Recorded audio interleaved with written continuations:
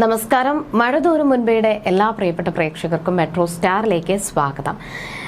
ഇത്രയും നാളും അലീന കടപ്പാട്ടൂർ ഉണ്ടായിരുന്നതാണ് പ്രശ്നമെങ്കിൽ അലീന പടിയിറങ്ങുന്നതോടുകൂടി എന്തൊക്കെ സംഭവിക്കും എന്ന് അലീന ആ വീട്ടിലുണ്ടായിരുന്നതാണ് എന്തുകൊണ്ടും നല്ലത്. അലീന പോയി കഴിഞ്ഞാൽ വലിയൊരു ദുരന്തമായിരിക്കും വൈജയന്തി നേരിടാൻ പോകുന്നത്.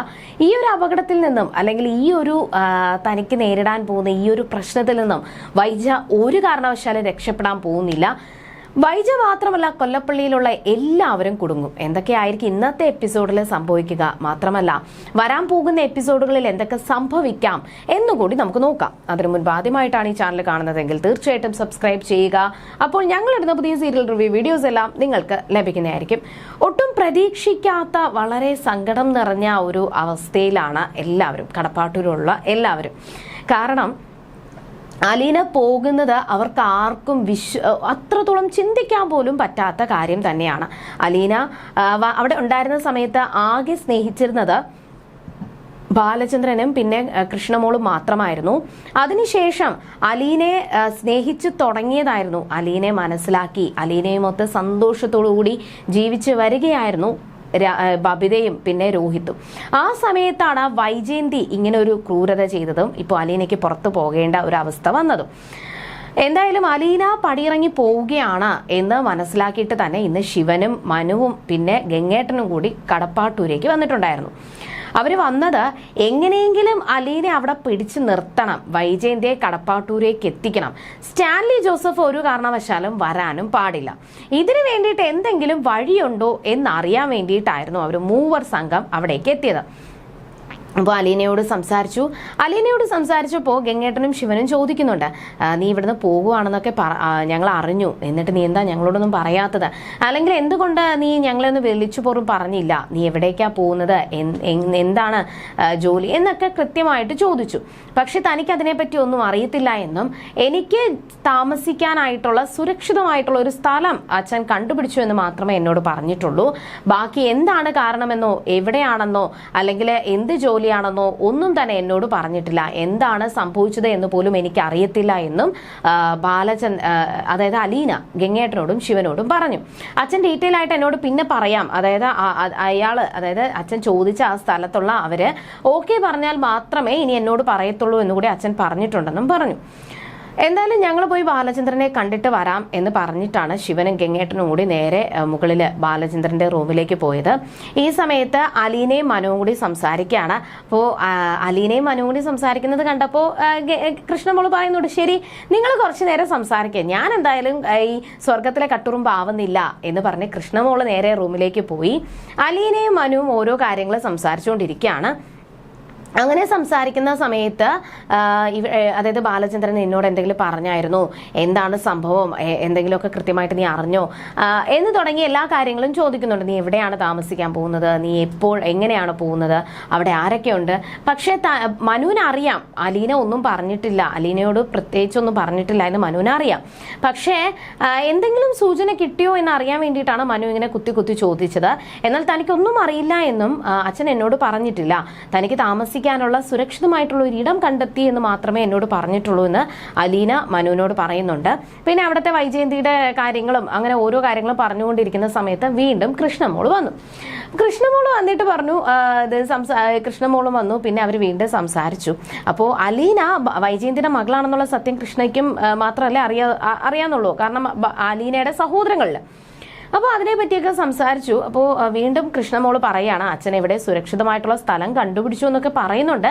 പക്ഷെ എവിടെയാണെന്നൊന്നും അറിയത്തില്ല. അലീന ചേച്ചി ഇവിടെ സന്തോഷത്തോടുകൂടി നിന്നതല്ലേ, പക്ഷെ ചേച്ചി എന്തിനാ പോകുന്നേ, ചേച്ചിക്ക് ഇവിടെ നിന്നൂടെ എന്നൊക്കെ കൃഷ്ണമോള് വീണ്ടും ചോദിച്ചു. പക്ഷെ നിങ്ങളുടെ അമ്മ തിരിച്ചു വരണമെന്നുണ്ടെങ്കിൽ ഞാൻ ഇവിടെ നിന്ന് പോയേ മതിയാകൂ, ഞാൻ ഇവിടെ നിന്ന് കഴിഞ്ഞാൽ ശരിയാകത്തില്ല, ഞാൻ ഇവിടെ ഉള്ളിടത്തോളം കാലം വൈജയന്തി മാഡം ഒരിക്കലും ഇങ്ങോട്ടേക്ക് തിരിച്ചു വരാനും പോകുന്നില്ല എന്ന് അലീന കൃഷ്ണമോളോട് പറയാണ്. ആ സമയത്താണ് തൻ്റെ മനസ്സിലുള്ള വിഷമം മനു അലീനയോട് തുറന്നു പറഞ്ഞത്. മനു പറഞ്ഞത്, നീ പോയി കഴിഞ്ഞാൽ പിന്നെ എനിക്ക് ആരുണ്ട്, ഞാൻ അത്രത്തോളം സങ്കടത്തിലാണ്, നീ ഉണ്ടായിരുന്നപ്പോൾ ഞാൻ ഭയങ്കര ഹാപ്പി ആയിരുന്നു, പക്ഷേ നീ എന്നെ വിട്ട് പോവുകയാണെന്ന് അറിഞ്ഞപ്പോൾ എനിക്ക് സങ്കടം സഹിക്കാൻ പറ്റുന്നില്ല എന്ന് മനു പറയുന്നുണ്ട്. മാത്രമല്ല നീ പോകുമ്പോൾ എന്തോ എൻ്റെ ജീവിതത്തിൽ നിന്നും എന്തോ നഷ്ടപ്പെട്ടു പോകും പോലെ എനിക്ക് ഫീൽ ചെയ്യുന്നുണ്ട്. നീ ഉണ്ടായിരുന്ന സമയത്ത് ഞാൻ അത്രത്തോളം ഹാപ്പി ആയിരുന്നു, എനിക്ക് എന്തോ സ്വർഗം കിട്ടിയ ഒരു ഫീലായിരുന്നു. പക്ഷെ നീ പോകുമ്പോൾ എന്തൊക്കെയോ എന്നിൽ നിന്നും നഷ്ടപ്പെട്ടു പോവുകയാണ് എന്ന് മനു അലീനയോട് പറഞ്ഞു. പക്ഷേ മനുവേട്ടൻ വിഷമിക്കാതെ, മനുവേട്ടൻ എൻ്റെ കൂടെ ഉള്ളിടത്തോളം കാലം, അല്ലെങ്കിൽ ഞാൻ ഇവിടെ മനുവേട്ടൻ എന്നെ കാണാനായിട്ട് ഇവിടെ കടപ്പാട്ടൂരേക്ക് വരുമ്പോൾ എനിക്കെന്തോ ഭയങ്കര ഒരു സേഫ് ആയിട്ടുള്ള സ്ഥലം എന്ന് എനിക്ക് തോന്നാറുണ്ട്. കാരണം മനുവേട്ടൻ്റെ കൂടെ ഞാൻ ഉള്ള സമയങ്ങളിലെല്ലാം ഞാൻ ഭയങ്കര സന്തോഷവതിയാണ്, മാത്രമല്ല ഞാൻ സുരക്ഷിതയാണെന്നും എനിക്ക് തോന്നുന്നുണ്ടെന്നും മനുവിനോട് അലീന പറഞ്ഞു. അങ്ങനെ അവർ പരസ്പരം സംസാരിച്ചുകൊണ്ടിരിക്കുകയാണ്. തൻ്റെ പ്രണയം വീണ്ടും വീണ്ടും അലീനയോട് പറയാതെ പറയുകയാണ് മനു. എന്നാൽ ഈ സമയത്ത് ഗംഗേട്ടനും ശിവനും കൂടി നേരെ ബാലചന്ദ്രന്റെ റൂമിന്റെ അവിടെ എത്തി. എന്നിട്ട് കതകിൽ തട്ടി.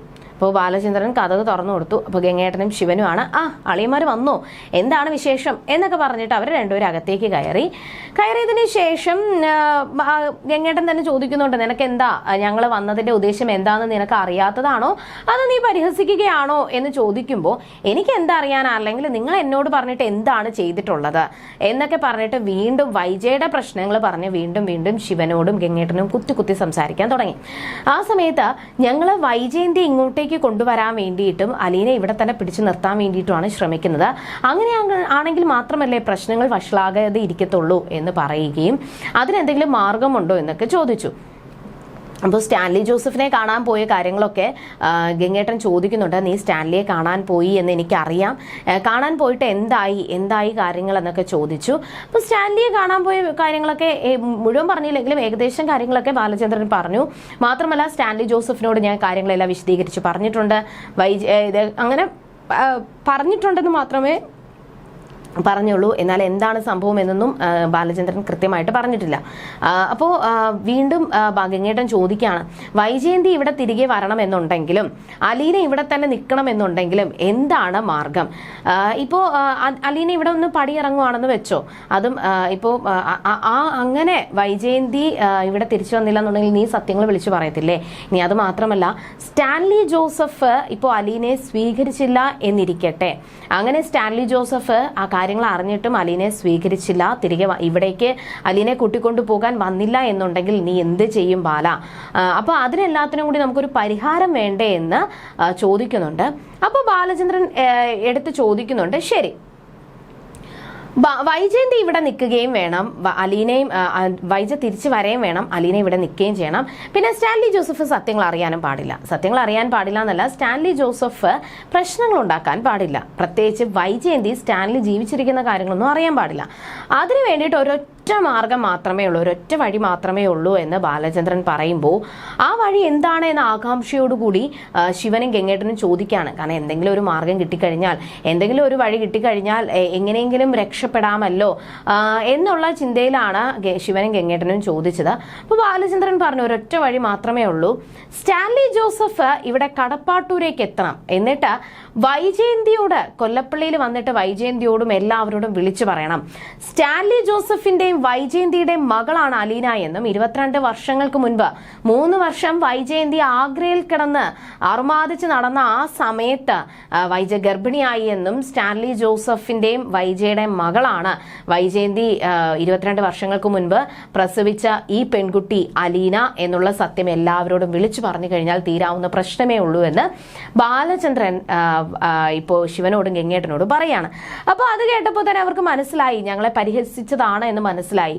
കാരണം വിവാഹം കഴിഞ്ഞിട്ട് പോലും എൻ്റെ ഇഷ്ടം എന്താണെന്നോ അല്ലെങ്കിൽ എന്നോട് പോലും ഒരു കാര്യവും ചോദിക്കാതെ നിങ്ങൾ പല കാര്യങ്ങളും ചെയ്തു, വൈജയുടെ കാര്യങ്ങൾ പോലും എന്നെ അറിയിച്ചിട്ടില്ല. അങ്ങനെയുള്ളപ്പോൾ പിന്നെ ഞാൻ എന്ത് പറയാനാണ്, എനിക്കൊന്നും പറയാനില്ല ഗംഗേട്ട എന്ന് ബാലചന്ദ്രനും പറഞ്ഞ് കൈയൊഴിഞ്ഞു. എന്തായാലും ശരിക്കും പറഞ്ഞു കഴിഞ്ഞാൽ ഇപ്പോൾ ഗംഗേട്ടനും ശിവനുമാണ് ഏറ്റവും കൂടുതൽ പെട്ടിരിക്കുന്നത്. വൈജയന്തി സത്യങ്ങൾ അറിഞ്ഞു കഴിഞ്ഞാൽ ഏറ്റവും കൂടുതൽ ചോദിക്കാൻ പോകുന്നത് ഗംഗേട്ടനോടും ശിവനോടും പിന്നെ രാജീവനോടുമാണ്. കാരണം അവരാണ് ഈ സ്റ്റാൻലി ജോസഫിനെ കുറിച്ചുള്ള കഥകൾ അന്ന് കെട്ടുകഥകൾ പറഞ്ഞുണ്ടാക്കിയത്. അതിന്റെ പേരിലാണ് അവസാനം വൈജയന്തി താൻ പ്രസവിച്ച കുഞ്ഞു മരിച്ചുപോയി എന്ന് വരെ പറഞ്ഞതുകൊണ്ടാണ് വൈജയന്തി ബാലചന്ദ്രനെ വിവാഹം കഴിക്കാനായിട്ട് ഇടയായത്. അപ്പോൾ സത്യങ്ങൾ മറച്ചു വെച്ചത് ഏറ്റവും കൂടുതൽ തെറ്റുകാരും അവർ തന്നെയാണെന്ന് ബാലചന്ദ്രൻ അറിയാം. അറിയാം. എന്തായാലും ഇന്നത്തെ എപ്പിസോഡ് ഇവിടെ അവസാനിക്കുമ്പോൾ ഇനി എന്തൊക്കെയായിരിക്കും വരാൻ പോകുന്ന എപ്പിസോഡുകളിൽ സംഭവിക്കുക? നമ്മൾ പ്രതീക്ഷിക്കാത്ത ട്വിസ്റ്റുകളാണ് ഇപ്പോൾ നടന്നുകൊണ്ടിരിക്കുന്നത്. എന്തായാലും ഇപ്പോൾ മനുവും അലീനയും പിരിയാൻ പറ്റാത്ത വിധം അവർക്കൊരിക്കലും ഒന്ന് കാണാതിരിക്കാൻ പോലും പറ്റത്തില്ല, അത്രത്തോളം വിഷമത്തിലാണ്. എന്തായാലും ശിവനും ഗംഗേട്ടനും ഒക്കെ നാണം കെട്ട് ഇറങ്ങിപ്പോവേണ്ട അവസ്ഥയാണ്. സ്റ്റാൻലി ജോസഫ് ആദ്യമായിട്ട് കടപ്പാട്ടൂരേക്ക് വരികയാണ്. സ്റ്റാൻലി ജോസഫ് ബാലചന്ദ്രനെ വിളിച്ചു പറയും, ഞാൻ അങ്ങോട്ടേക്ക് വരുന്നുണ്ട്, എനിക്ക് അലീനെ കൊണ്ടുപോകാനായിട്ട്, എൻ്റെ മകളായിട്ട് കൊണ്ടുപോകാൻ സ്വീകരിക്കാൻ ഞാൻ തയ്യാറാണെന്നും പറയും. അങ്ങനെ സ്റ്റാൻലി ജോസഫ് ആദ്യമായിട്ട് കടപ്പാട്ടൂരേക്ക് എത്തി. എന്നിട്ട് ബാലചന്ദ്രനോട് ഒരുപാട് സംസാരിച്ചതിന് ശേഷം അകത്തേക്ക് പോയിരുന്നു. അപ്പോൾ ബാലചന്ദ്രൻ അലീനെ വിളിച്ചു. അപ്പോൾ അലീന നടന്നു വരികയാണ്. ഒരു ജനലഴികൾക്കുള്ളിലൂടെ സ്റ്റാൻലി ജോസഫ് നോക്കുമ്പോൾ തൻ്റെ മകളെ ആദ്യമായിട്ട് സ്റ്റാൻലി കണ്ടു.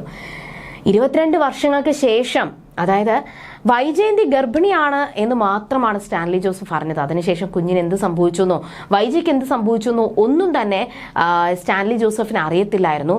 ആ സ്റ്റാൻലി ആദ്യമായിട്ട് തൻ്റെ മകളെ കാണുകയാണ്. കണ്ണുകളിലൂടെ കണ്ണുനീർ നിറഞ്ഞൊഴുകുകയാണ് താൻ. കാരണം തനിക്കിനി ജീവിതമേ ഇല്ല, തനിക്കെല്ലാം നഷ്ടപ്പെട്ടു എന്ന് വിചാരിക്കുന്ന ആ സമയത്ത് എല്ലാം നേടിയ ഒരു സന്തോഷമായിരുന്നു സ്റ്റാൻലിക്ക്. കൂടാതെ തന്നെ ബബിതയും രോഹിത്തും കൃഷ്ണമോളും എല്ലാവരും അറിയുന്നുണ്ട് സ്റ്റാൻലി ജോസഫിനൊപ്പമാണ് അലീന പോകുന്നത്. ഇത്രയും ദൂരത്തേക്കാണ് അലീന പോകുന്നത് എന്നറിഞ്ഞപ്പോൾ രോഹിത്തിന് സഹിക്കാൻ പറ്റിയില്ല. ബബിത പൊട്ടിക്കരയുകയാണ് റൂമിലിരുന്ന്. ഇനി എന്ത് ചെയ്യുമെന്നറിയാതെ ഭയങ്കര സങ്കടത്തിൽ. എന്തായാലും സ്റ്റാൻലിയെ കണ്ടതിന് ശേഷം കൊല്ലപ്പള്ളിയിൽ എല്ലാവരോടും യാത്ര പറയാനായിട്ട് അലീന പോകും. അങ്ങനെ മുത്തശ്ശിയെ കാണും. അങ്ങനെ വൈജയന്തിയെ കാണുമ്പോഴാണ് അലീന ആരാണെന്നുള്ള സത്യം അലീന തന്നെ വൈജയന്തിയോട് തുറന്നു പറയുന്നത്.